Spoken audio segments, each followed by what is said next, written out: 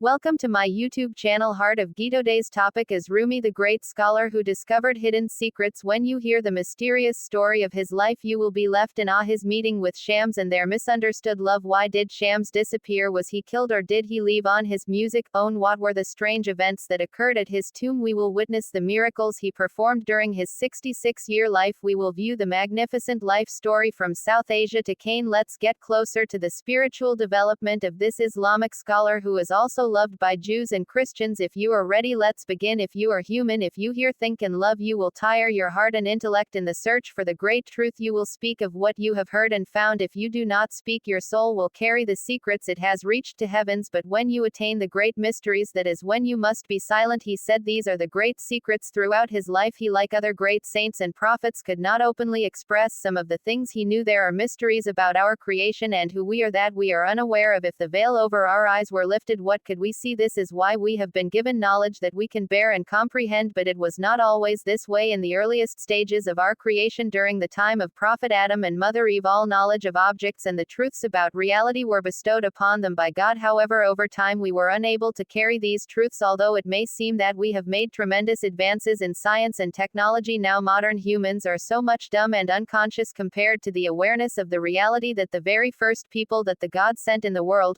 Prophet Adam and Eve, were gifted with. But for those who succeed in training their ego and who have a strong passion to reach close to God, the veil that falls on the eyes and ears is removed. One of the such human beings was Rumi. One day he told me, I talk the way minds can understand at a lower level. Maybe he didn't open his mouth about all that he knew out in the open, but then there are a few exceptional events that those of his time saw that will shock you when you are told. But before we discuss that, let's get a little acquainted with Rumi a bit. Rumi, whose name is actually Muhammad Jalalan, was born on September 30, 127 in Afghanistan. Rumi's father was one of the foremost scholars of the city and his mother was the daughter of the city's governor. Coming from a noble family, Rumi was compelled to flee the city with his family because of the Mongol invasion during his early years, and they finally settled in Kana. During their journey they encountered al-Arabi, who upon seeing Rumi walking behind his father said, an ocean is walking behind a sea. Rumi received his primary education from his father at the age of 18. Rumi married Jihadin and they had two sons. From this marriage, Rumi pursued his religious education in Aleppo and Damascus, undergoing a rigorous 7-year training period. After 7 years, Rumi returned to Khan only to lose his wife, the mother of his two children. He tried to cope with his grief by teaching Islamic jurisprudence and religious studies in the madrasas. Rumi and love. Rumi expressed his ability to embracing all of humanity as a Muslim by saying, I am like a compass, one foot stands firmly on Islam while the other travels around the 72 nations. The Quran says Allah loves them and they love Allah. Rumi's views on love compare intellect and love, emphasizing the superiority and value of love, the invalidity of love for mortals, and the wretchedness of those who have no share in love. Rumi sees love as a state that every Sufi must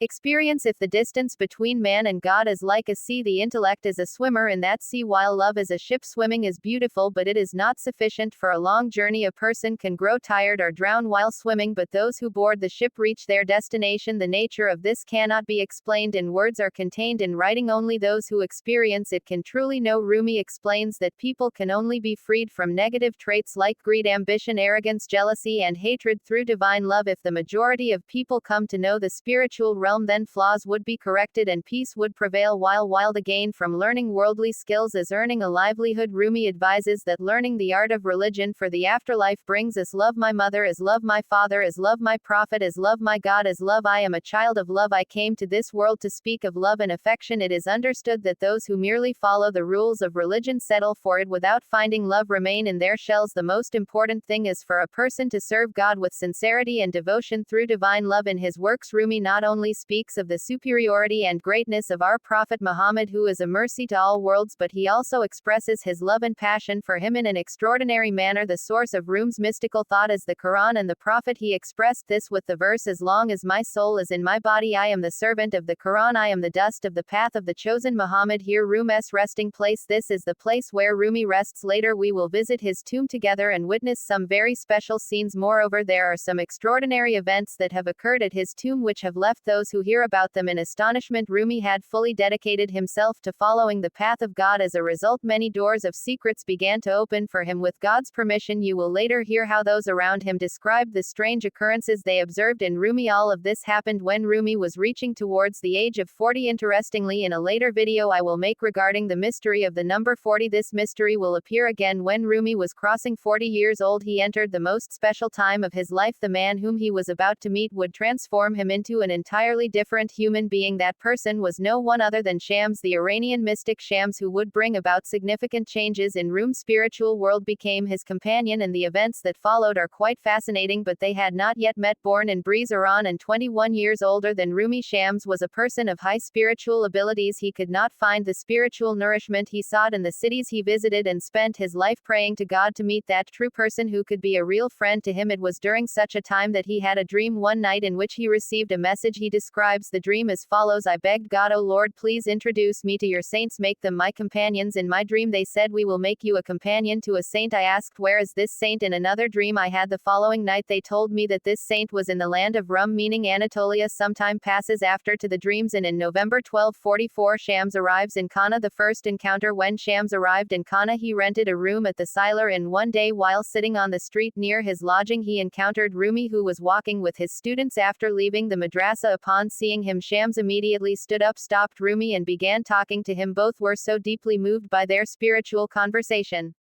that they started off to the madrasa together. The conversation led to more conversations, and time passed unnoticed. According to some accounts, when they secluded themselves in the madrasa, Shams and Rumi did not leave the cell they had locked themselves into for weeks. Shams had finally found the person revealed to him in his dream. These two lovers of God suddenly cut off all bonds with everything else and started passing day and night together. Rumi too had found a companion who would be just like him. Both were people who had been entrusted with some great secrets by God. Due to this, they shared those secrets with each other, secrets they couldn't share with others. Shams describes this scenario in his writings as follows: I confide the secret to someone in such a way that I do not see him in my own being, but rather I see myself in his being. In this way I am telling the secret to myself. Rumi and Shams, burning with the love of God, would whirl together in a state of sima, completely disconnected from the outside world. However, this situation led to growing jealousy and hostility toward Shams from those who were deprived of Rumi's spiritual gatherings. The people unable to connect with Rumi as they used to began to turn against Shams, spreading various slanders about him. One day Shams suddenly disappeared. No one knew where he had gone during the 15 months of this separation. Contrary to what was expected, Rumi did not return to his madrasa or resume teaching. He withdrew from everyone and, consumed by grief, isolated himself in solitude. Rumi was deeply unhappy. A few months passed and news came that Shams had been seen in Damascus. Rumi wrote a letter to Shams requesting that he return to Khan. Shams initially refused to return. Then Rumi's son Sultan Walid went to Damascus to bring Shams back. Shortly after, Shams agreed to return to Kana, once again reuniting with Rumi, but the pressure from the public was even greater than before. Less than a year after his return, an assassination attempt was made on Shams. According to I's book, while Rumi and Shams were conversing, a group of 7 men came to the door of the cell, and one of them asked Shams to step outside. Shams turned to Rumi and said, they are calling me to kill me. At that moment a knife was thrust into Shams. He let out a piercing scream and disappeared from sight, leaving behind only a few drops of blood. The Flaki continues. Despite all his efforts, Rumi could not find Shams. In his mournful condition, not being able to find him, Rumi removed his white turban, had a turban made from Yemeni and Indian fabric, and continued to wear this costume till his death. According to the accounts, one night Rumi's son Walid had a dream. In his dream, Shams informed him about a well. Sultan Walid along with his disciples went to the well, and there they found the lifeless body of Shams. Shams had been killed during the assassination attempt, and his body had been tossed into the well. After Shams' death, Rumi withdrew from society for many years and then took up the whirling practice known as Sima. Sima is ascension, a journey of return and a party in the universe. There is not a grain of sand that does not whirl. Thank God and say thank you for forming me and allowing me to be a witness to the universe. During this hour, Rumi said, I have become a servant, a servant, a servant. Every slave rejoices when they are freed, but I rejoice because I am your servant. It is said that just as Moses, despite being a prophet, sought out Khidr, Rumi sought Shams. Even though there was no one at that time who had reached the spiritual station Rumi had attained after Shams' disappearance, it is said that Rumi began reciting poems of love and world and Sima day and night without break. Now let's get into some extraordinary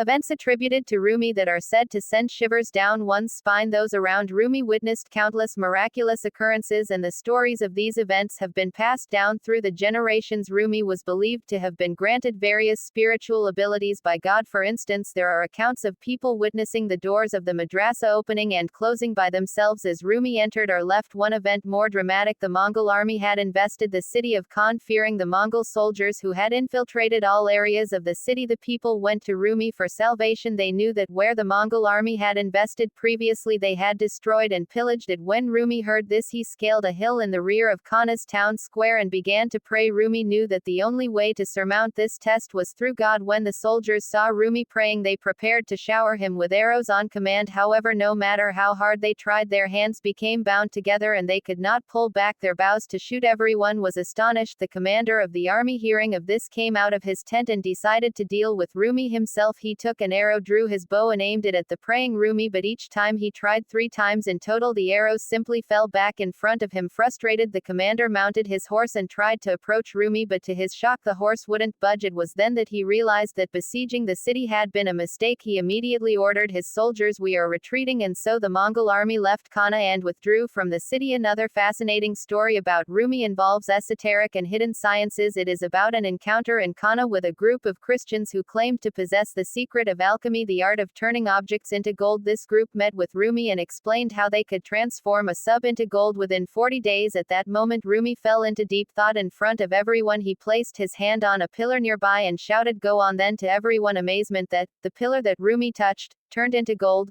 Then Rumi shouted, "Go on," once more, and the pillar returned to its original state. He then said to the men, "If you had focused on the spiritual meaning, rather than alchemy, you won't need to wait 40 days." All through his life, Rumi was known as a great saint with miracles powers, but the incredible events continued even after his death. Rumi, who died on December 17, 1273, declared that it would not be a reunion but secession, and that he was leaving behind the below. Well, when you see the funeral, don't say secession. Secession for that period is the time of uniting and of reunion. When you put me into the grave and depart, then don't say goodbyes. Goodbye, for the grave is only the veil to the meat of paradise. You have witnessed the sunset, now see the rising. What harm is there in the setting of the sun or moon? For you look, it seems to set, but in reality it is rising. The grave may appear like a prison, but it is the soul's liberation. What seed was ever sown in the earth that did not grow? So why do you doubt the human seed? When I visited Rumi's tomb, the memory of an intriguing event that occurred after his passing came to mind. For the past 750 years, no one, neither sultans nor high-ranking officials, has been allowed to enter the burial chamber where Rumi rests, except for a 7-year-old girl. According to the story, Sultan Murad IV visited Rumi's tomb one day. When he arrived, he was very curious about what the inside of the burial chamber looked like and wanted to descend into it. However, the saints of that time prevented